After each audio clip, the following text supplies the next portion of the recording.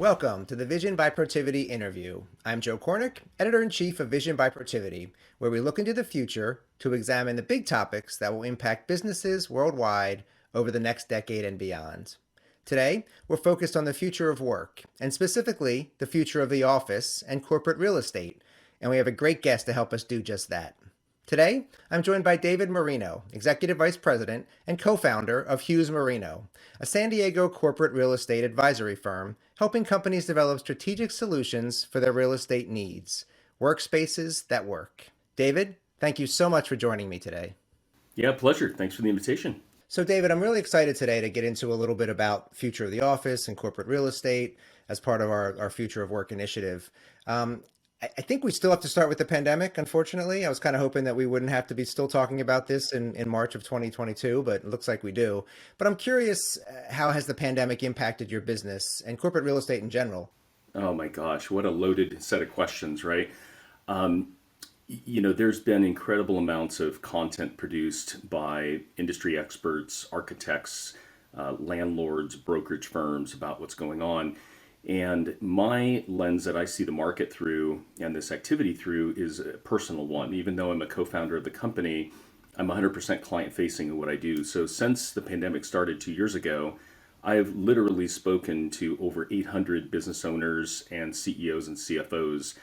And also, as a career, I'm out working with clients looking to move their headquarters facilities or their research or distribution facilities. So, in my daily activities, I'm actually in the market looking at buildings, looking at spaces, and firsthand witnessing what's going on in corporate America. And so, my perspective, I think, is a little different than a lot of the pundits who are maybe looking at some data and some trends and have an agenda in terms of their presentation. Given that we only represent tenants, there's really no spin. We're not advocating for landlords and building owners. And so we're really just calling balls and strikes as we see them. And the reality is it's a very mixed story out there. If you're a biotech company or manufacturing or distribution company, the commercial real estate market has never been better because even during the pandemic, all of those industries have to be present to conduct their business activities. But if you're an office tenant, it's a quite different set of affairs. As everyone knows, everyone that occupies office space in the United States essentially went remote 2 years ago. The question is, what are they doing now? And the reality is, in the market, companies generally have yet to reoccupy their facilities. If you were to walk through most office buildings that were 90% leased pre-COVID, the occupancy levels in those buildings are anywhere from 15 to 25%. So generally, people still have not come back. And I think what business owners are still struggling with is, will they ever? So, I guess that's a good spot for me to sort of ask, will they ever? And when you think about, corporate offices of the future, workspaces that work, I think is how you sort of have talked about it in the past. What are some of the big factors to consider when you think about the transformation that sort of offices will undergo in the future? And let's start with that first question, though. Will they ever come back? Yeah, so what I've learned is that there's really three buckets of employees. And it's different company to company, but employees fall into one of these three categories. There are employees who are desperate for engagement, who only work well when they're present, who really want to be back in the office at least 3 days a week, but as much as full time. And generally, there aren't a lot of employees who said, I want to be back 5 days a week and have a normal workload like I did before, including the commute and all the other things involved. But most people do want to come back in this category at least 3 days a week. There's a second category of folks that want to come back never. Like literally, there is this work from anywhere type of program where employees have moved away, changed states, and left the location where their home office was previously located. So you have a tremendous amount of people who aren't even in the same community anymore than they were pre-COVID. Okay, so those folks aren't coming back. Or people that had an hour commute each day that have simply said, look, I'm just never coming back. I'm happy at home. I can see my kids. I have a better relationship with my partner. I'm healthier. I'm happier. I'm saving money, not commuting, paying for parking. So there's a whole category of folks that are just never coming back. And the reality is the employer can't make them. The employer today is effectively powerless in the job market, right? So, and then there's this third category, what I'll call the hybrid. those are the folks that have said, yeah, I'll come back for a meeting once a week, or I'll come back a couple times a month, but I don't really want to be managed. I generally want to work from home or from anywhere, and I'll see you a couple times a month. And some companies, literally, I mean, I've talked to companies that are 25 people and 500 people and everywhere in between, and employees fit cleanly into one of those three boxes. I think the challenge, though, is for each business owner, what percentage of your employees actually fit into each of those boxes. And I think this is where employers need to move quickly to the acceptance stage of the five stages of grief. Okay. So the last stage of the fifth is the fifth, which is acceptance, right? It is acceptance of the fact that if 30% of your employees say they're never coming back, well, that's just true. Okay. You can't wish it to be something different. You can't say, well, gosh, they're going to miss out on promotions and culture and communication and all these other things. Yeah, they're willing to forego all that stuff, right? And the beautiful office to live their new life. Okay. And then there's this other category that want to come in once a week, once a month, that you have to provision some either community space for, or co-working space, or hoteling space, whatever we want to call it.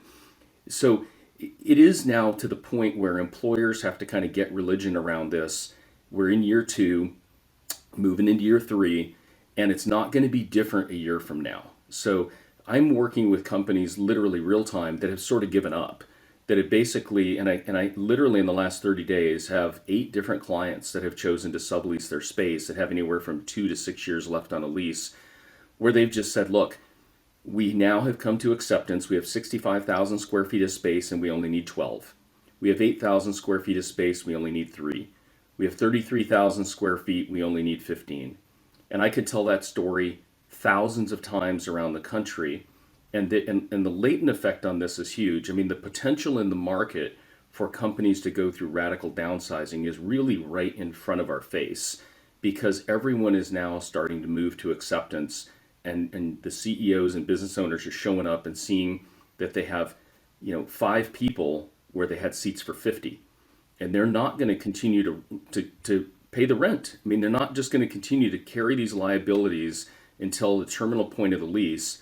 And if they're silly enough to do so, then they're going to downsize when that lease expires. So what does that do to the market? I mean, what does that mean for the market? Are there opportunities for them to sublease, and what happens to those spaces?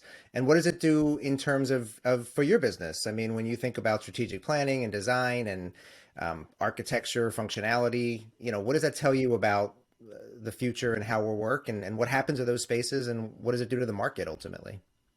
Wow, another question that could be, an hour-long answer. I'll try to keep it really brief, though.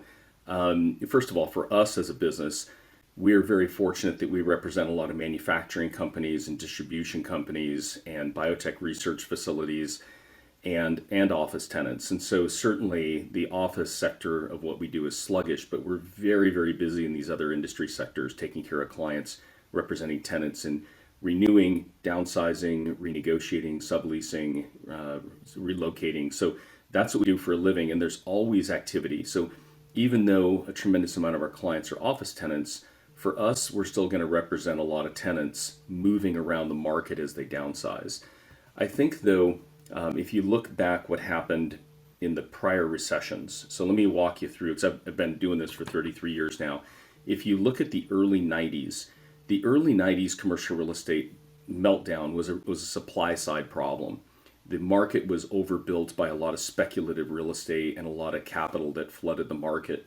If you look at the tech wreck, you had a demand side problem, right? You had the capital markets implode, which caused companies to mostly fail and therefore default on their leases.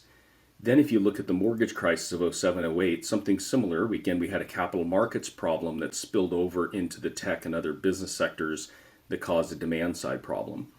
It's different this time, right? We now have a structural change in how corporate America uses office space. And, it's the initial shock in 2020 was everybody vacated their space, right? But again, we thought this was going to be over in about 6 weeks, right? Back in March of 2020. So here we are 2 years later. What happened is two phenomena in 2020. First of all, tenants who had leases expiring in 2020 let those leases lapse and didn't occupy any space. The secondary thing that happened is tenants immediately started putting space on the market for sublease. So in most urban areas, sublease inventory went to record levels. So New York City, 22 million square feet of space on the market. Seattle, Denver, 8 million square feet. Boston, 8 million square feet. San Francisco, 10 million square feet. And basically, those numbers have been static since 2020. So they haven't shifted down. So what's happening is, as tenants that vacated their space in 2020 look to come back in 2021, a lot of those companies occupied sublease space because they wanted plug and play, cheap, low length of lease term options. But what's happened simultaneously is more and more companies every day come to the conclusion that they're never coming back. And so the inventory keeps getting added to each day. So it's sort of stuck in neutral. You got one that comes off and one that comes on. I mean, just as I described earlier, these 8 clients of mine in the last 30 days that have dumped space.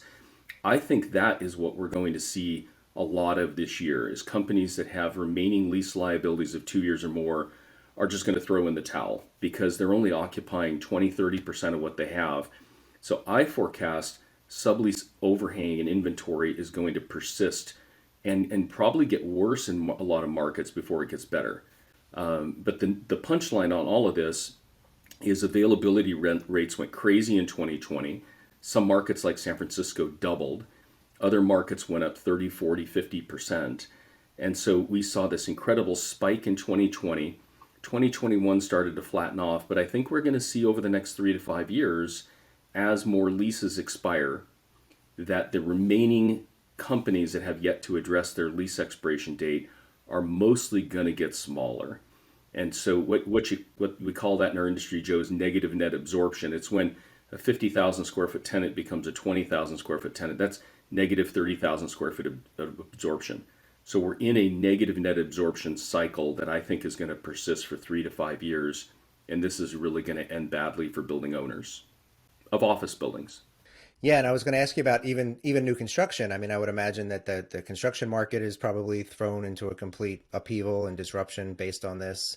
And it sounds like, and just correct me if I'm wrong, but it sounds like you think there'll be a less need for offices in the future. I mean, is that what, if you were to project and look out 5, 7 years, would you say that we will have a lot fewer corporate offices or like a lot less square footage at least being dedicated to that market? Yeah, I would be so aggressive to say that in the next 10 years, with a few exceptions, within the next 10 years, no one will need to build another office building anywhere in the United States. In fact, what you're going to see is a general repurposing of office buildings. Already, people are having the conversation about how do we convert these things into multifamily residential. You can look at certain situations in certain markets like San Diego County in the central county area where the biotech industry is so robust. The biotech industry has signed 4.5 million square feet of leases in the last 2 years in San Diego County. And most of those tenants are going into former office buildings. So in the submarkets of Sorrento Mesa, UTC, Del Mar Heights, there are literally 30 office buildings that are being converted into biotech wet lab research facilities in San Diego right now. Something similar is happening in Boston and the Cambridge area, in Lake Union, in Seattle, in South San Francisco. As the life science industry changes, these companies are going into 3 to 6 story office buildings being converted to biotech research. So you have conversion for different industries happening. And in I'll give you some crazy examples in the South Bay in Los Angeles County, industrial space is now at record low vacancy rates. You basically can't find it because of the supply chain activity coming in through the port of Long Beach and Los Angeles. So those companies to find warehouse space now have to move out to Ontario or Riverside or Corona to get a building. Well, what's happening is developers are going into the South Bay, like the Long Beach and Torrance area, and they're going to be tearing down 1 and 2 story office buildings to build warehouses. So what's happening is this sort of class B, class C generic real estate that's 30, 40 years old that doesn't have a lot of value, that are office buildings with big parking lots. A bunch of those things are going to be coming down in the next 3 to 5 years around the port area of Los Angeles. and you're going to see warehouses pop up. So we're definitely in a cycle where people don't need these office buildings, and everybody's kind of scratching their heads long range on what we're going to do with all this excess inventory. Right. I mean, a disruption like this, I'm guessing hasn't we haven't seen in a long time, in this market. Um, David, I'm interested in those corporations, those firms that do plan on keeping a pretty substantial footprint. I think they're all kind of trying to figure out what that footprint should look like, how it should be different, how it should function differently than it has in the past, maybe the design, the layout, how many floors they would need versus whether there'll be collaboration spaces or whether there'll be sort of offices that look like they did, a decade ago. What's your take on that from an architecture and functionality standpoint of the offices that do remain and how as firms move into trying to think about the next, 5 to 10 years and what those offices of the future will look like? Yeah, so there's definitely going to be some trends coming out of this. I think the first trend you'll see is less what we call bench seating. So it was fairly in vogue pre-COVID that internet and tech and software companies would have this sort of face-to-face, shoulder-to-shoulder, very small workstation to try to encourage collaboration. But yet at the same time, everybody was sitting around with headsets on because it was so distracting and so noisy. That's sort of the funny thing about those work environments. They didn't actually work that well. They saved a lot of rent because you could pack a lot of people in and they looked cool, but they weren't particularly humane. And I think in a post pandemic reality with social distancing, employees to come back are going to need to feel safe. Okay, and that means giving them adequate separation among their coworkers. And so I think we're really going to be looking at a minimum of a 6 foot by 6 foot module going forward for proper safety or perception of safety and health and welfare. So I think you're going to see an untangling of the workplace, less of this bench seating kind of culture and environment. I think the other thing you're going to see is a lot more conference rooms, particularly small conference rooms. So, it used to be that people would gather in groups of 8 or 10 or 12, and you had a lot of medium to large conference rooms. What I see in the future is a lot more conference rooms, but them being smaller, 2 people, 4 people, 6 people max. That will also help support remote workers that want to come in once a month or once a week because they can just jump into a conference room with a laptop. So as people continue to do more video calls and more, small meetings and more remote activity, more small conference rooms is going to be the norm, and also more what I'll call community space. So bigger lunchrooms, bigger social spaces that someone that comes in once or twice a week with a laptop can sit in a kitchen or lounge area and not need a dedicated workspace or an office. So I think you're going to see that. And I think most companies we're talking to are trying to figure out the hoteling component of this. Do they have 10 or 20 workstations and 2 or 3 offices that are basically the remote working area where folks can either reserve a desk or come in at their discretion and know that there's a workspace available for them. So I think a lot of companies are going to be talking about how to accommodate the remote worker and how to try to get people back to the extent they're willing to come back. Again, with that point that you can't make them come back, but you can encourage them. And I think the last thing, Joe, I'm seeing is companies looking to top grade. So as you're trying to bring your employees back, if you're going to bring them back to the same sort of generic office space that's in a R&D park in a suburban area that's nondescript and has no amenities, I don't know that that's very exciting for people. The companies I'm working with that are trying to get their employees back, we're talking about walkability of amenities for food and retail. We're talking about on-site fitness with lockers and showers. We're talking about having nicer buildings in a Class A location, perhaps closer to mass transit to minimize the commute. So, we're gonna, as employers, gonna have to bait these people back, right? We're gonna have to have incentives and inducements and create a work environment that's exciting and better than they had pre-COVID to encourage them to come back to. And that's what we're working with our clients on right now is counseling them to spend a little more per square foot because chances are you're going to take less square footage. In other words, moving from a Class B building to a Class A building might cost 20% more, but if you can shed 40% of your space, you're still saving money. So that's where I think this is going. Well, David, you've given us a lot of amazing information and really great insight into the market and the offices of the future. Last one for me before I let you go. I mean, we call our program Vision by Protiviti because we like to bring really smart people together and have them give us their vision of the future, which you've done here, a great deal. But I wanted to ask you to look a little further out and ask you if you had any bold predictions. Take me to a decade out or more, even if you could, and just what's possible? Like what haven't we mentioned? What haven't we thought of? Well, I think these trends that I describe can potentially even become exacerbated because you look at what's happening from a technology backbone standpoint. Entire technologies are being developed today to support remote working, right? Whether they're online communities, beyond just video, right? Beyond just Zoom and all Riverside and all these tools, that big tech like Cisco and these other companies are providing, WebEx. There are all of these now dashboard management tools for executive teams and business owners to understand what their employees are doing when they're remote working. Are they logged on? What are they logged on to? How many calls do they have? What are they doing on the internet? So I think between management tools, communication tools, community tools, all of the technology that we have yet to even deploy and understand yet, the future is being built on how to support the remote worker, okay? How to make this reality, not how to pull people back into the office. And so I think if you look 10 or 20 years out from now, we have a whole generation of college students, in their 20s and young professionals in their 30s that are now being trained to remote work.